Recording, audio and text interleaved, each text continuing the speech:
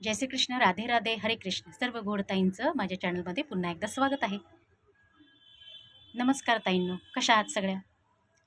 तर ताईंनो, ज्या स्त्रियांना नोकरी करण्याची इच्छा होती पण नोकरी करता नाही आली, घरातल्या कामांच्या जबाबदाऱ्यांमुळे त्यांना घराबाहेर पडता आलं नाही, स्वतःची स्वप्न पूर्ण करता आली नाही, पण घरकामामध्ये 24 तास ज्यांनी स्वतःचा वेळ दिला, आपल्या मुलाबाळांच्या स्वप्नांसाठी ज्या धडपड करत राहिल्या, पतीची सेवा, मुलाबाळांची सेवा, घरातल्या वडीलधाऱ्या माणसांची सेवा, हे करण्यामध्ये आयुष्य निघून गेलं, म्हणजे आयुष्याची संध्याकाळ आली आता. तर अशा स्त्रियांसाठी एक किस्सा सांगते मी छोटासा, की काल मी बाजारात गेली होती, तर त्यावेळेस मला 70-75 वर्षांच्या आजी दिसल्या, ज्या पाणीपुरी विकत होत्या. मला आश्चर्य वाटलं की या वयामध्ये आजी पाणीपुरी का विकत आहे. मग मला राहवलं नाही, म्हणून मी त्यांच्या जवळ गेले आणि त्यांना विचारलं, त्यांची विचारपूस केली की आजी, तुमचं हे काय वय आहे का आता पाणीपुरी विकण्याचं? तुम्ही का विकत आहात पाणीपुरी? तेव्हा आजींनी मला एक छानसं उत्तर दिलं. त्या आजी म्हणाल्या की मी घरातल्यांसाठी राबले, माझं आयुष्य घालवलं, मला माझ्यासाठी स्वतःसाठी काहीच करता आलं नाही. मी माझे स्वप्न बाजूला ठेवून सतत घरातल्यांची स्वप्न पूर्ण करण्यासाठी धडपड केली, त्यांची सेवा केली, घराबाहेर पडता आलं नाही, माझं शिक्षणही कमी होतं. पण आता ज्यांची स्वप्न पूर्ण केली त्यांनाच माझ्यासाठी वेळ नाही, त्यांना माझ्या जवळ बसायलासुद्धा वेळ सापडत नाही. मग आता मला एकटं एकटं वाटतं, कारण आता आयुष्याची संध्याकाळ आहे. पण आता मला असं वाटतं कोणीतरी माझ्याजवळ बसावं, पण आता कोणाला वेळ आहे कोणाजवळ बसण्याचा. त्यामुळे मी एक देवाला मी धन्यवाद केले की माझे हातपाय अजून चांगले आहेत. मग का नाही मी याचा उपयोग करावा? जोपर्यंत जिवंत आहे तोपर्यंत मी स्वतःसाठी 2 तास दिवसातून काढू शकत नाही का? मग मला एक युक्ती सुचली की आपण दिवसातून 2 तास, जेव्हा मला वेळ भेटेल, सकाळ किंवा संध्याकाळ, मी ते 2 तास पाणीपुरीसाठी मी लोकांना पाणीपुरीची सेवा देणार. म्हणून मी आज पाणीपुरी विकत आहे. पण मला इतका आनंद मिळतो आहे की मला एक प्रकारे ही सेवा आहे माझ्याकडून, आणि 2 पैसे मला मिळतात. माझ्यातलं कॉन्फिडन्स वाढतो आहे.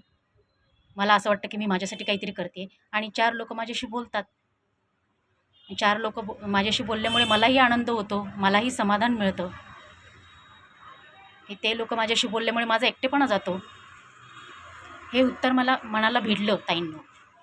कारण आपणही बघा, आपण स्त्रिया दुसऱ्यांच्या स्वप्नासाठी धडपड करत असतो, मुलाबाळांच्या, पतीच्या, पण आपल्या स्वप्नांचा आपण कधी विचार करत नाही, आपल्या इच्छेचा आपण कधी विचार करत नाही. आता ज्या स्त्रिया नोकरी करतात त्यांना एक ठीक असतं बाबा, की त्या वेळ देतात बाहेर, मग त्याचा मोबदला त्यांना मिळतो, पगार त्यांना मिळतो. पण ज्या स्त्रिया घरात असतात, घरकाम करतात, 24 तास घरात राबतात, त्यांना तर कुठला पगार मिळत नाही, पण त्यांची स्वप्नही पूर्ण होत नाही, त्यांच्या इच्छाही पूर्ण होत नाही. ते सतत दुसऱ्या घरातल्या लोकांच्या सेवेसाठी राबत असतात, त्यांच्या मदतीसाठी एका पायावर तयार असतात, कारण त्यांच्याकडे तेवढा वेळ असतो. पण घरातलं काम हे काही काम नाही असा भाग नाही, ती सेवा आहे 24 तास. म्हणजे जरी पगार मिळत नसला तरी ती एक प्रकारची सेवाच आहे ना. मग अशा घरात ज्या स्त्रिया काम करतात, ज्यांना नोकरी करता आली नाही, अशा स्त्रियांना लोक, म्हणजेच आपलेच नातेवाईक किंवा कुणी एखादी व्यक्ती पटकन बोलून जाते, काय घरातच तर बसली होती ना, काय केलं आयुष्यात येऊन, घरातच बसली, मग काय बिघडतं घरात 24 तास काम केल्यावरती, एवढं काय त्याच्यात सांगायचं? म्हणजे घरात काम करणाऱ्या स्त्रियांना काही स्वाभिमान नाही का? त्यांना काही किंमत नसते का? तर ताईंनो, ज्या स्त्रियांना बाहेर नोकरी करता आली नाही, ज्या स्त्रियांना स्वतःच्या पायावर उभं राहता आलं नाही, पगार कमवता आला नाही, तर त्या स्त्रियांना किंमतच नाही का आजकालच्या युगामध्ये? तर आपणच आपली किंमत ठरवायची असते ताईंनो. जसं मी आजींचा आत्ता एक तुम्हाला किस्सा सांगितला, जसं त्या आजीने 2 तास का होईना पण स्वतःसाठी दिले, त्यातून त्यांना 2 पैसे मिळतात आणि आनंदही मिळतो की 4 लोकं त्यांच्याशी बोलतात, त्यांना ते आपलेसे वाटतात. अशा प्रकारे आपणही आपल्याकडे जर एखादं टॅलेंट असेल, देवाने प्रत्येकाला टॅलेंट, एक तरी टॅलेंट देवाने दिलेलं असतं. प्रत्येकामध्ये एक वेगळं टॅलेंट असतं. प्रत्येकजण वेगळा आहे. वेगळा टॅलेंट घेऊन जन्माला आलेला असतो. ते टॅलेंट ओळखा. आणि जे लोकं म्हणतात ना, घरातल्या स्त्रियांना, की काय घरातच बसते, घरातलंच काम असतं हिला. मग घरातलं काम असतं, पण आपणच करतो ना घरातले कामं. बाई तर लावलेली नाही आपण कुठल्या कामाला. मग विचार करा, तुम्ही जर घरातलं काम केलं नाही, तर प्रत्येक गोष्टीला बाई लावावी लागेल. धुण्याला बाई लावावी लागेल, भांड्याला बाई लावावी लागेल, स्वच्छता करायला बाई लावावी लागेल, स्वयंपाक करायला बाई लावावी लागेल. आणि बाई काम तर करते, पण ती मन लावून करते का जसं आपण करतो? हो की नाही? ज्या ज्या स्त्रिया नोकरी करतात, त्यासुद्धा घरकामाला त्यांचं घराकडे वेळ त्यांना थोडाफार कमी पडतो, त्यामुळे त्या बाई लावतात घरातलं काम करायला. पण आपण तर सगळे कामं हाताने करतो की नाही? मग ही 24 तास सेवा घडते की नाही आपल्याकडून? मग जेव्हा कोणी तुम्हाला असं बोलेल, जेव्हा कोणी तुम्हाला असे टोमणे मारतात, असे लोकं जे व्यक्ती आहेत, ज्या घरात बसणाऱ्या स्त्रियांना टोमणे मारतात, की आता तुम्ही तर काय घरातच बसले, मग काय झालं घरात बसून एवढे कामं केले तर? पण ते नसते केले तर त्याचे परिणाम काय झाले असते? घरातले कामं दुसरं कोणी करायला येत नाही, आपणच करतो. पण ते नसतेच केले, आपल्याकडून झालेच नसते, तर काय परिणाम झाला असता सगळ्या घरावर? आपण 24 तास सेवा घरामध्ये देतो, त्यामुळे घरातल्या लोकांची स्वप्न साकार होत आहेत. हे किती मोठा त्याग आहे, ही किती मोठी सेवा आहे आपल्याकडून, बरोबर की नाही? त्यामुळे कधी-कधी काय होतं, मनाला लागतं अशा गोष्टी. मग आपलंच मन आपल्याला खातं, की आपल्याला काही बाहेर जाता आलं नाही, पण त्याची परिस्थिती नव्हती तशी. आपल्याला बाहेर जाण्याची परिस्थिती नव्हती. आपल्याला बाहेर जाता आलं नाही. कारण घरात खूप मोठ्या जबाबदाऱ्या होत्या. सपोर्ट नव्हता कोणाचा. मग अशा वेळेस काय करायचं? आता मुलं मोठी झालेली असतात. 45च्या पुढे आपलं वय निघून गेलेलं असतं. मग मुलं मोठी झालेली असतात. मुलांना बसायला वेळ नसतो. मग आपल्याला एकटं-एकटं वाटतं, की आपण एवढं म्हणजे लहानपणापासून आपण एवढं केलं त्यांचं. जे ते मुलं लहान होते तेव्हा त्यांना सांभाळलं, त्यांचं शिक्षण पाणी बघितलं, त्यांचं अभ्यास घेतला, नवऱ्याची सेवा केली, सगळं काही केलं. पण आपल्याकडे लक्ष द्यायला आता मात्र कोणी नाही. म्हणजे आपल्याला एकटं-एकटं फिलिंग होतं अशा वेळेस. त्यावेळेस काय करायचं ताई ना, तुमच्यामध्ये जे टॅलेंट आहे ना, अश्रू गाळत बसायचे नाही. कोणी बोललं म्हणून अशा वेळेस रडायला येतं. कारण हे वयच तसं असतं 45च्या पुढचं वय, की आपल्याला लगेच मनाला लागतं, की आपण एवढं केलं पण कोणी आपली किंमत करत नाही. कारण जेव्हा ज्या नोकरी करणाऱ्या स्त्रिया ज्या असतात, त्या घरात पगार घेऊन येतात. त्यामुळे त्यांची किंमत होते. लोकं आजूबाजूचे म्हणतात, "हां, ही कमवते." मग आपण असं कोणी जर टोमणा मारला आपल्याला, कोणी एखादी व्यक्ती येऊन किंवा आपल्याच नातेवाईक असतात, "काय बसून-बसून घरातच बसली, काय केलं आयुष्यात?" तर त्यांना आपल्याला माहिती असतं आपल्याला सपोर्ट नव्हतं म्हणून आपण बाहेर पडू शकलो नाही. मग आपण अश्रू गाळत बसणं हे योग्य नाही. आपल्या अश्रूंची किंमत आपणच ठेवायला पाहिजे ताईंनो.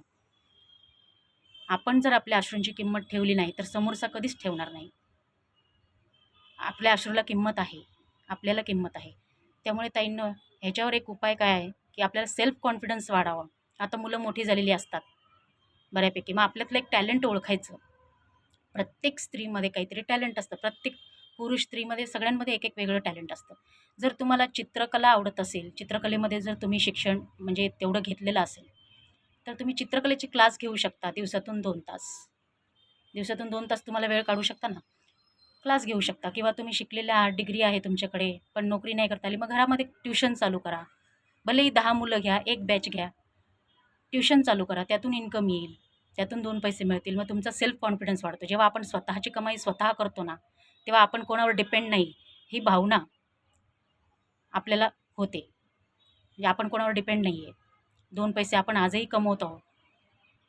जरी आपण हे बघा ताईंनो, यश वय मागत नाही. यश काय मागतं? फक्त मेहनत. तुम्ही जर मेहनत करायला तयार असाल, तर आजही तुम्ही तितक्याच ताकदीने उभे राहू शकता. जेवढे तरुणपणे तुम्ही उभे राहू शकत होता. तेव्हा तेवढ्याच ताकद तुमची विल पॉवर जर स्ट्राँग असेल, तर तेवढ्याच ताकदीने तुम्ही आजही उभे राहू शकता. ही गॅरंटी आहे. जसं मी तुम्हाला त्या आजीचं उदाहरण दिलं, 70-75 वर्षाची आजी. पण ती पाणीपुरी विकते. आज तिला 2 पैसे मिळतात. 4 लोकं तिच्याशी बोलतात. तिला आनंद मिळतो त्याच्यातून. तिला सेल्फ कॉन्फिडन्स तिचा वाढला. मग आपण तर तिच्याहीपेक्षा तरुण आहोत ना. आपलेही हातपाय धडधाकट आहेत. मग आपणही आपलं टॅलेंट ओळखायचं आणि छोटं-मोठं काही का होईना दिवसातून 2 तास स्वतःसाठी द्या. स्वतःच्या सेल्फ रिस्पेक्टसाठी, सेल्फ कॉन्फिडन्ससाठी. आणि तुम्हाला जे आवडेल ते काम तुम्ही करू शकता. त्यातून तुमचं दोन पैसे तुम्हाला इन्कम मिळेल आणि तुमचा सेल्फ कॉन्फिडन्स वाढेल. तर अशा प्रकारे तुम्ही तुमचा सेल्फ कॉन्फिडन्स वाढवला की तुम्हाला कोणी बोट दाखवणार नाही तुमच्याकडे, बरोबर की नाही?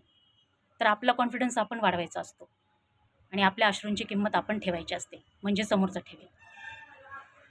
ठीक आहे ताईंनो? तर घरकाम ही एक सेवा आहे. हा एक फार मोठा त्याग आहे. हा त्याग फक्त एक स्त्री करू शकते. एवढी स्त्रीमध्ये ताकद असते. तर ती ओळखा. स्त्रीतली ताकद ओळखा आणि बघा तुमच्याकडे यश कसं धावत येईल आणि तुम्ही किती आनंदी होता. कमवा आपल्यातला सेल्फ कॉन्फिडन्स. सेल्फ कॉन्फिडन्स जो आहे तो आपल्यातला कमवून दाखवा. कमवा तुम्ही. सेल्फ कॉन्फिडन्स मिळवा. रडत बसून काही होत नाही ताईंनो. अश्रू गाळून काहीच होत नाही. मेहनत घ्या, स्वतःवर काम करा, स्वतःसाठी वेळ द्या आणि मग बघा कसा चमत्कार होतो ते. कसं तुमचं सेल्फ कॉन्फिडन्स वाढतो आणि जे लोक तुमच्याकडे बोट दाखवतात ना ते सुद्धा गप्प बसतील. ठीक आहे? तर आजचा व्हिडिओ आवडला असेल तर लाईक, सबस्क्राईब करा. म्हणजे ज्यांना गरज आहे त्यांच्यापर्यंत व्हिडिओ पोहोचतो. आपल्याला मानवसेवा ही पहिली सेवा. आपल्याला आनंद द्यायचा आहे सगळ्यांना. सगळ्यांना चांगल्या गोष्टी सांगायच्या म्हणजे दुसऱ्यांचाही कॉन्फिडन्स वाढतो आपल्यामुळे. आपण नेहमी दुसऱ्यासाठी प्रेरणा होईल असं काहीतरी करायचं ताईंनो. आपलं आयुष्य दिलं आहे ना देवाने, ते आपली प्रेरणा घेऊन दुसऱ्यांनी जगलं पाहिजे. असं आदर्श बनायचं काम आपण करायचं. आपण स्वतः आपला आदर्श ठेवायचा समोर, आपण दुसऱ्याचे आदर्श होतो. मग आपण दुसऱ्यांना प्रेरणा देण्यासाठीच आपण आलेलो आहोत. ठीक आहे? व्हिडिओ आवडला असेल तर लाईक, सबस्क्राईब करा. धन्यवाद. जय श्री कृष्ण. हरे कृष्ण. धन्यवाद.